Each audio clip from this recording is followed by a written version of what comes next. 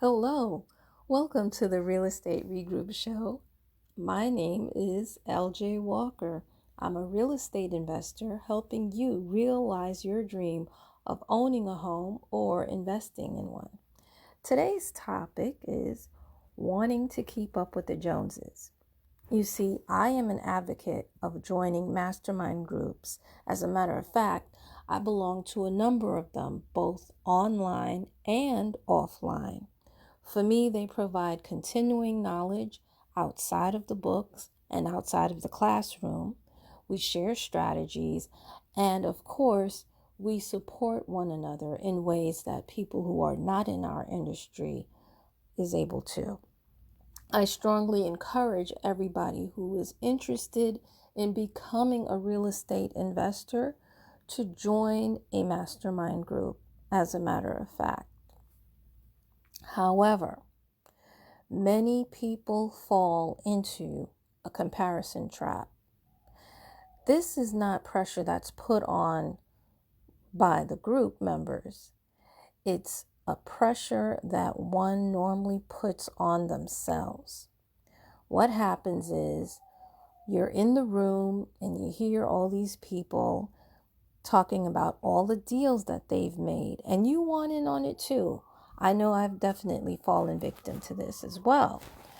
And you feel like, well, because they own X amount of properties, you also want to own that many properties. And because you don't and you haven't done as many deals, you feel like, wow, I've come up short. I'm not doing enough.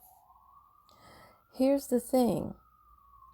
We don't always do the math. We don't take time to listen to the other numbers that are being said, or sometimes we don't ask for the other numbers, which is actually really important. Those numbers are cash flow.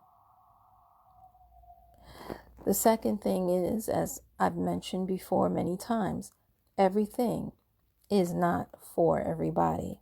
Let me just give you an example of what I mean.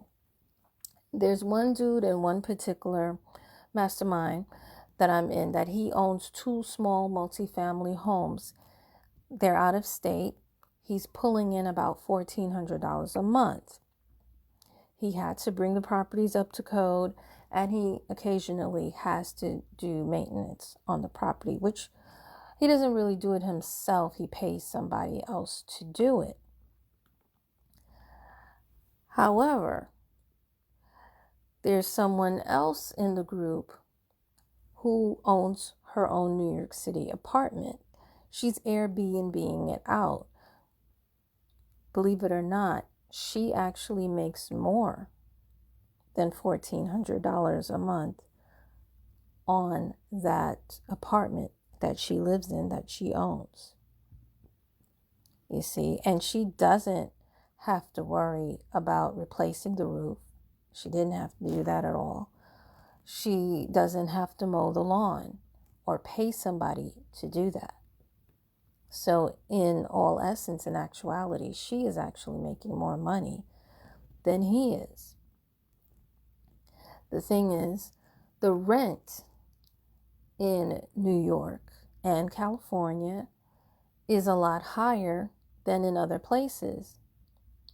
Also, when it comes to movie production companies, in case you wanted to rent your home out, New Yorkers get paid more money to do so as opposed to homes that are across the country.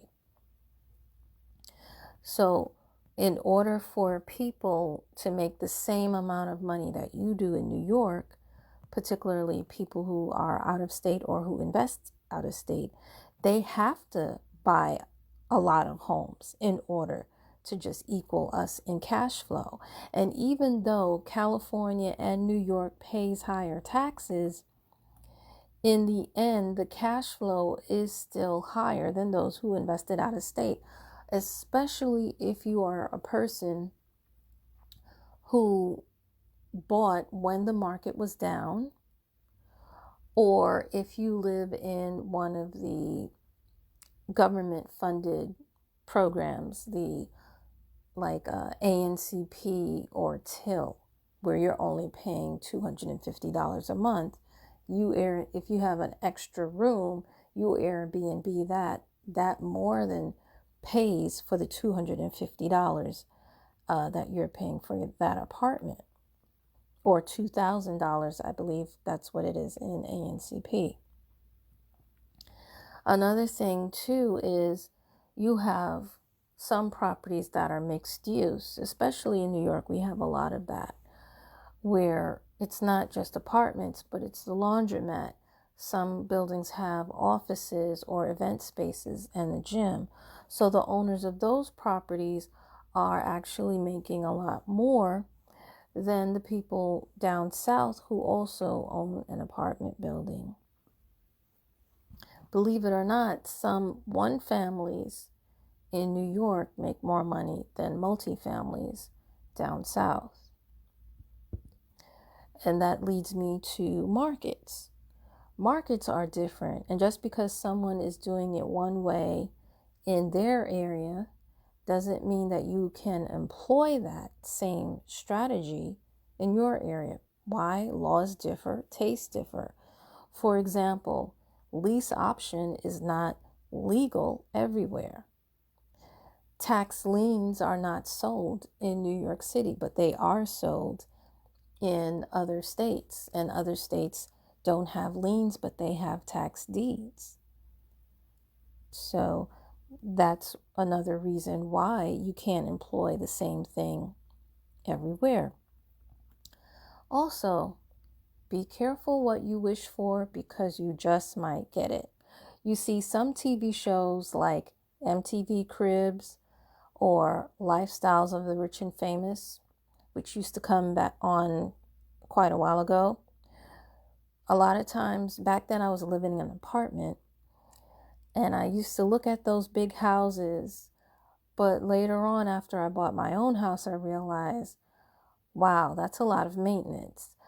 Yes, many of those people who live in those homes, those big, beautiful homes, they hire help to clean. But that's a lot of money that they're spending to do that.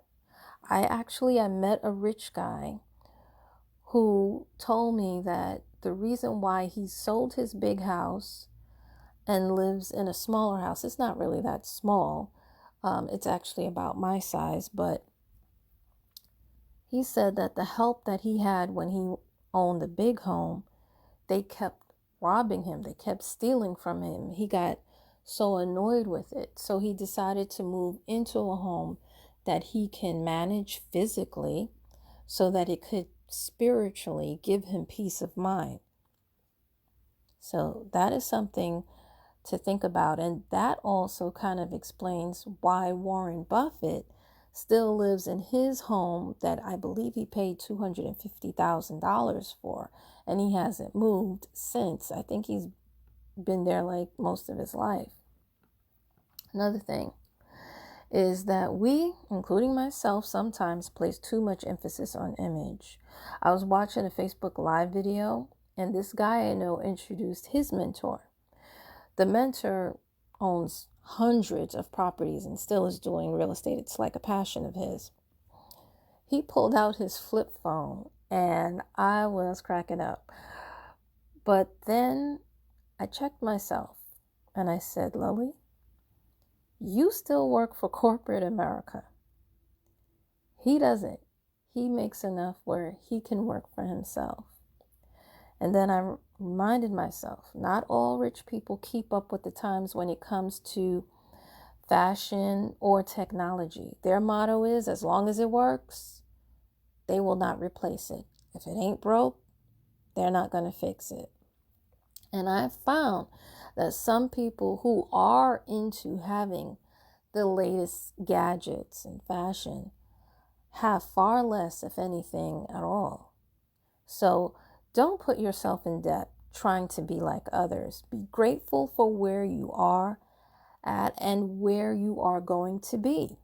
Move at your own pace, where your money will allow, and where you have a good, trustworthy team. And if you don't have a good team, then you're going to have to look for one. It does take time.